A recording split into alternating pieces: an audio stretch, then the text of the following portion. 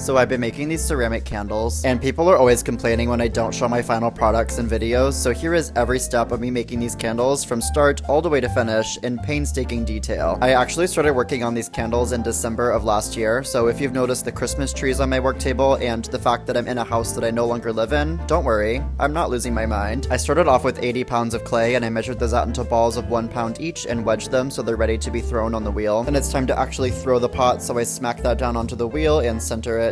I basically form the clay into about the shape of a hockey puck and then poke my fingers into it and open it up from the inside. Then it's time for the main event, which is to pull up the walls of the pot. Pulling is honestly not a great word for it. It's more like squeezing the clay with even pressure between your fingers and allowing the clay to be kind of squished upward with you. For each pot, I did that 3 times until the vessel is roughly the shape that I want it to be. Then I trim away the excess clay around the skirt of the pot, and I push the clay up against this wooden rub tool to straighten the side. Then I use this little chamois cloth to clean the rim of the pot. I cut it off the wheel, and then finally I left them out on some shelves to dry overnight. I think I wound up throwing around 70 of these successfully in total, and then once they're dried to leather hard, it's time to put them back on the wheel for trimming. I applied these back onto the wheel just using water, so I wet the rim of the pot, rub it on the wheel a few times, give it a few smacks, and it sticks. Then the actual trimming is pretty simple, so I just started by cutting off some of the rough edges. Then I just cut a really shallow foot into these. My main goal is just to make them as sturdy as possible since there's going to be a flame inside of them. Then once the foot is ready, I can just pop it off the wheel, wipe off the rim, and then I use a stamp to put my name into the bottom.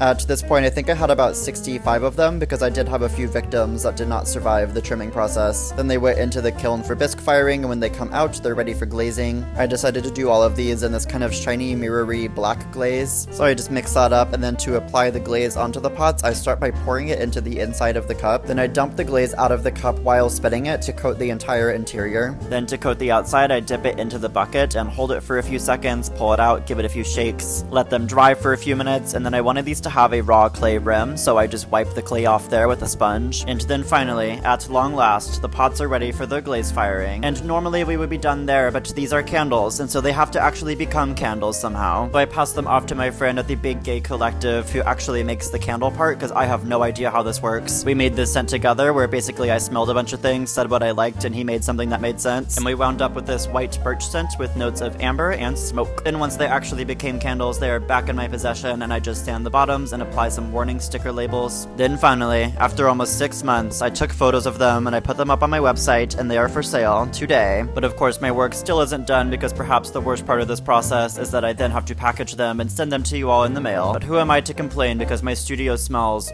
really good right now.